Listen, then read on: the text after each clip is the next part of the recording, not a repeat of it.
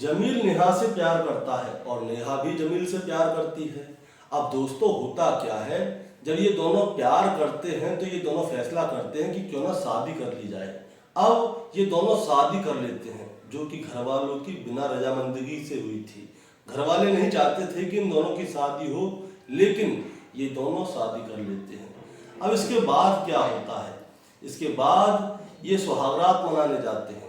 और सुहागरात मनाने जब दोस्तों ये अपने कमरे के अंदर जाते हैं तो इसके दूसरे दिन इनके दरवाजा खुलता नहीं है, बल्कि इनका दरवाजा पुलिस के द्वारा तोड़ा जाता है। और जब पुलिस कमरे के अंदर जाती है तो वो देखती है कि जमील और नेहा ये दोनों खून से तर-बतर थे। इसके बाद पुलिस नेहा और जमील को तुरंत हॉस्पिटल लेकर जाती है तो पता चलता है कि नेहा मर चुकी है, लेकिन जमील की दिल की धड़कनें चल रही हैं।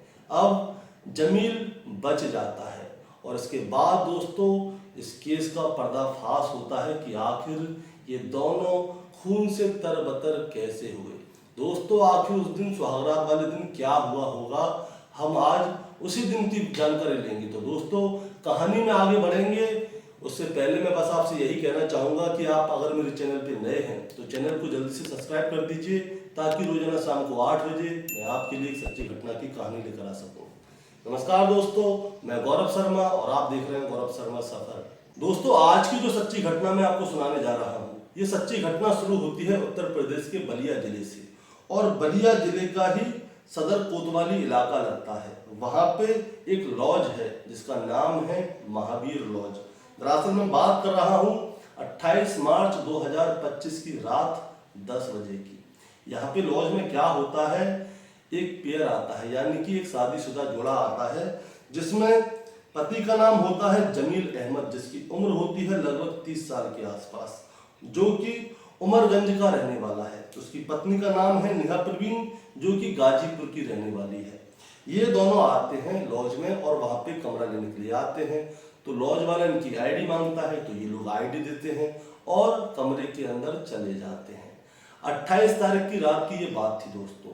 अब 29 तारीख आ जाती है, सब कुछ ठीक चल रहा था। 29 तारीख आ गई, 30 तारीख आ गई। 30 की दोपहर तक जो जमील है वो जो है आता जाता दिख रहा था, कोई दिक्कत ही नहीं थी। अब क्या होता है, दोपहर के बाद शाम हो जाती है, लेकिन इनके जो रूम है उसमें से ना तो कोई आवाज आती है, ना कोई आता है, ना कोई जाता है। अब जो लॉज का मैनेजर होता है वो परेशान हो जाता है कि आखिर ऐसा क्या हुआ कि इनके कमरे में से ना कोई आ रहा है, ना जा रहा है, ना कोई आवाज आ रही है। हुआ तो हुआ क्या, मैं दोस्तों आपको बताना चाहूंगा। जो जमील है उसके दोपहर में 30 तारीख को दोपहर में दोस्त आए थे। उस समय मैनेजर ने कहा कि अभी वो लोग खाना खा के आए तो सो रहे होंगे, आप ऐसा कीजिए उनको सोने दीजिए। शाम को 7 बजे के आसपास भी जो जमील है उसके दोस्त उससे मिलने के लिए आते हैं, क्योंकि वो दिन में मिल नहीं पाते। अब शाम को आते हैं तो मैनेजर उनको जाने देता है कि भाई जाओ मिल जाओ आप अपने दोस्त से। अब वो दरवाजा खटखटाते हैं, तो कोई जवाब नहीं आता अंदर से। तो वो मैनेजर साहब को बुलाते हैं कि साहब अंदर से आवाज नहीं आ रही। अब मैनेजर साहब भी दरवाजा खटखटाते हैं, खूब आवाज लगाते हैं, फोन करते हैं, लेकिन कमरे के अंदर से कोई भी आवाज नहीं आ रही होती है। अब जब आवाज नहीं आती तो मैनेजर को कोई अंदेशा होता है, तो वो तुरंत पुलिस को फोन करता है कि साहब हमारे जो लॉज है उसके अंदर एक पति पत्नी का जोड़ा आया था, दोपहर तक तो दिख रहे थे, लेकिन अब बहुत देर हो गई, ना तो दरवाजा उनका खुल रहा है, ना उनके अंदर से कोई आवाज आ रही है, दरवाजा खटखटा रहे हैं तब भी कोई रिप्लाई नहीं आ रहा है। हो सकता है कि कोई दिक्कत हो गई हो, आप जल्दी से आ जाइए। तो पुलिस भी मौके पर पहुंच जाती है। पुलिस खूब दरवाजा खटखटाती है, लेकिन दरवाजा खुलता नहीं है। इसके बाद उस कमरे का ताला तोड़ा जाता है, और जब ताला तोड़ा जाता है तो उसके बाद पुलिस अंदर घुसती है। और जैसे ही पुलिस अंदर घुसती है तो पुलिस अंदर के नजारे को देखकर दंग रह जाती है। दरअसल जो नेहा प्रवीण थी उसके गले पे चाकू के निशान थे, उसके हाथों पे चाकू के निशान थे, यानी कि उसकी नस कटी हुई थी। और उसी की बगल में उसका जो पति है जमील वो पड़ा हुआ था, और उसके भी हाथ की नस कट रही थी और खून बहे जा रहा था। तो पुलिस क्या करती है, तुरंत आनन फानन में इन दोनों के शरीर को लेकर जो नजदीकी जिला अस्पताल था वहां पे पहुंचाती है। अब ये लोग जैसे ही हॉस्पिटल पहुंचते हैं तो डॉक्टर इनको चेक करते हैं तो पता चलता है कि नेहा परवीन मर चुकी है, लेकिन जमील की अभी सांसें चल रही हैं। इसीलिए क्या होता है दोस्तों, जो नेहा परवीन है उसकी बॉडी को पोस्टमार्टम के लिए भेज दिया जाता है और जो जमील है उसका इलाज होना शुरू हो जाता है। अब पुलिस जो है होटल जाती है, होटल के मैनेजर से पूछती है कि ये लोग कौन है, कहाँ से आए हैं और इनकी आईडी कहाँ है। तो होटल का मैनेजर इनकी आईडी दे देता है और वो बताता है कि ये लोग 28 मार्च 2025 की रात लगभग 10 बजे होटल में आए थे और इन्होंने कहा था कि ये लोग यहाँ पे किसी शादी में आए हैं, इसीलिए इनको 2-3 दिन के लिए कमरा चाहिए। 28 मार्च से 29 मार्च होती है, सब कुछ ठीक था। 30 मार्च को भी सब कुछ ठीक था। 30 मार्च की दोपहर लगभग 1 बजे का समय होता है जब जमील बाजार से कमरे में आया था और कमरे में आने के बाद कुछ लोग इनसे मिलने के लिए आए थे। तो मैंने उनसे बोल दिया कि ये लोग खाना खा के अब सो रहे होंगे, आप उन्हें सोने दीजिए, शाम को आके मिलिए। तो मैंने इनके जो दोस्त थे उनको वापस कर दिया। अब शाम का समय हो गया तो इनके दोस्त शाम को आए। अब शाम को आए तो ये दरवाजा नहीं खोल रहे थे, बार बार थोड़ी रोक सकते हैं हम किसी के दोस्त को मिलने से। अब ये दरवाजा नहीं खोल रहे थे तो मैंने भी दरवाजा खटखटाया। जब दरवाजा खटखटाया तो कोई भी रिप्लाई नहीं आ रहा था और जब रिप्लाई नहीं आ रहा था तो मैंने तुरंत पुलिस को फोन कर दिया और आप उसके आगे की आप सब कुछ जानते हैं। अब पुलिस वाले इनके आधार कार्ड, आईडी वगैरह लेते हैं और इनका पता लगाते हैं कि ये लोग रहने वाले कहाँ के हैं। अब क्या होता है दोस्तों, पुलिस ने पूरे लॉज के जितने भी सीसीटीवी कैमरे थे सबकी फुटेज ले ली है, उसका डीवीआर जब्त कर लिया है और इनके कमरे को अच्छी तरह से तलाश किया था। और इनके कमरे में जब तलाशी ली गई तो दोस्तों मैं आपको बताना चाहूँगा, जो बाथरूम है उसमें बहुत सारा खून पड़ा हुआ था और जिस चाकू से गले को काटा गया था और हाथ की नसें काटी गई थी वो चाकू भी बाथरूम में इनको मिल गया था पुलिस वालों को। तो पुलिस जो जो सबूत थे उन सभी को कलेक्ट करती है, उस कमरे को सील करते हैं और वहां से चले जाते हैं। अब आती है नेहा की पोस्टमार्टम की रिपोर्ट। तो पता चलता है कि पहले नेहा का गला दबाया गया था क्योंकि उसके गले पे उंगलियों के निशान थे और दबाने के निशान थे। उसके बाद उसका गला काटा गया है और उसके बाद उसके हाथ की नसें काटी गई हैं।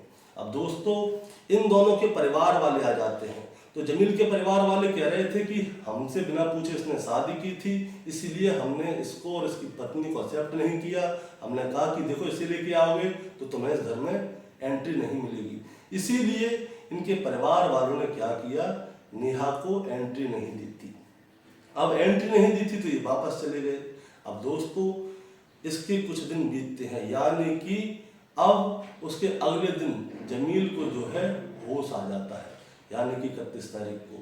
31 तारीख को तब जमील को होश आता है तो वो कहानी शुरू से लेकर आखिर तक पुलिस को बताता है कि क्या हुआ क्या नहीं हुआ।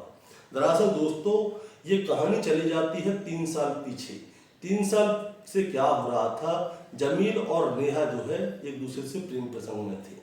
प्रेम प्रसंग में थे, जमील को नहीं पता था कि नेहा जो है पहले से ही शादीशुदा है और इसके पति का नाम है हामिद। अब प्रेम प्रसंग चल रहा था तो इसी बीच में क्या होता है, ये जो नेहा है जमील के ऊपर प्रेशर डालने लगती है कि तुम मुझसे शादी करो, तुम मुझसे शादी करो। अब जब नेहा जमील के ऊपर प्रेशर ज़्यादा डालती है तो इसीलिए क्या होता है, 18 मार्च 2025 को ये लोग बलिया की ही एक मस्जिद में निकाह कर लेते हैं और उसके 2 दिन बाद यानी कि 20 मार्च 2025 को ये दोनों रजिस्ट्रार ऑफिस में जाकर कोर्ट मैरिज कर लेते हैं। अब कोर्ट मैरिज करने के बाद जो जमील है उसने अपनी पत्नी नेहा को अपनी ससुराल में ही छोड़ दिया, वो अपने घर पे नहीं लेकर आया। लेकिन इसी के चलते क्या होता है, जो नेहा है जमील को बार बार फोन करती है, वो कहती है कि मेरी यहाँ से विदाई क्यों नहीं करा रहे, जब तुमने मेरे से शादी कर ली है तो मेरे को यहाँ से लेके चलो अपने घर पे। अब वो नहीं लेके जा रहा था तो नेहा की बहन भी उसको कॉल करती हैं, वो पुलिस में बोलती हैं। तो अब जमील को राजी राजी गैर राजी क्या करना पड़ा, नेहा को उसके घर से लेके आना पड़ा। और अब वो नेहा को लेके 28 मार्च 2025 की शाम को अपने घर पे जाता है और जब वो अपने घर पे जाता है तो उसके परिवार के लोग नेहा और जमील को दरवाजे पे ही रोक देते हैं। उसकी 2 वजह थी। 2 वजह ये थी कि एक तो नेहा के शरीर पे सफ़ेद सफ़ेद धब्बे थे और दूसरी वजह ये थी कि जमील ने अपने माता पिता से बिना पूछे नेहा से शादी की थी, जिसके लिए उन्होंने पहले ही मना कर दी थी। इसीलिए वो दोनों जो उनके जमील के परिवार के लोग हैं, इन दोनों को वहां से भगा देते हैं। अब जब जमील को भगा दिया गया था तो इसके बाद क्या होता है, जमील अपने दोस्तों की मदद से महावीर लॉज पहुंच जाता है और वहां पे अपनी अपनी आईडी देकर लॉज में रहने लगते हैं। अब जब लॉज में रहने लगते हैं तो इसके बाद क्या होता है, 28 मार्च 2025 की रात तो अच्छी तरह से कट जाती है, लेकिन 29 मार्च 2025 से इनके बीच में क्या है, कहासुनी होना शुरू हो जाती है। होता क्या है, पहली बात तो ये थी कि जो जमील था उसको ये पता चल गया था कि इसका एक पति भी है पहले, जिसका नाम हामिद था, जो कि इसने इससे छुपाया था जमील से कि मेरा पहला भी पति है। और दूसरी बात ये थी कि वो अब अपने घर पे नहीं गया तो कहाँ जाएगा, अब घर पे नहीं गया तो कहाँ जाएगा, लॉज में कब तक रहेगा, जब तक पैसे जब तक रहेगा। अब होटल से ही खाना आ रहा था, सारी चीज थी। इसी बीच में क्या है, इन दोनों के बीच में कहासुनी होना शुरू हो जाती है। अब कहासुनी होना शुरू हो जाती है तब जो नेहा है वो क्या करती है, अपने पुराने पति यानी कि हामिद को फोन कर देती है और जमील के बारे में शिकायत करने लगती है कि ये मेरे साथ ऐसे ऐसे कर रहा है, लड़ रहा है, झगड़ रहा है, मारपीट कर रहा है। अब हामिद भी उधर से बोलने लगता है क्योंकि नेहा ने स्पीकर ऑन कर दिया था। अब ये वाली बात जमील को लग गई बुरी कि मेरी पत्नी होके तुम अपने पुराने पति से बात क्यों कर रही हो। अब इसी बीच में क्या होता है दोस्तों, 30 मार्च की दोपहर में जब इन दोनों के बीच में एक कहासुनी हो रही थी तो जो जमील है वो नेहा के गले को पकड़ता है और दबाने लगता है गुस्से में, क्योंकि इन दोनों के बीच में लड़ाई हो जाती है। और तब तक दबाता है जब तक कि नेहा मर नहीं जाती, और नेहा मर जाती है। इसके बाद क्या होता है, जमील बहुत देर तक चुपचाप बैठा रहता है होटल के उसी कमरे में। उसके बाद वो बाजार जाता है और वहां से धारदार चाकू खरीद के लाता है। दोपहर 1 बजे का समय होता है, जो कि मैनेजर ने बताया था कि वो बाजार से आया था। अब वो कमरे के अंदर जाता है और जो नेहा है पहले तो उसके गले पे वार करता है, उसके बाद उसके हाथ की जो नसें होती हैं उनको काट देता है। अब नेहा का खून बह रहा होता है और जो जमील है वो बैठा बैठा उसे देखता है, पूरे 6 घंटे तक उसे देखता है। और उसके बाद में वो अंदर से टूट जाता है या डर जाता है, जो भी होता होगा। वो क्या करता है, अपने हाथ की नस भी काट लेता है।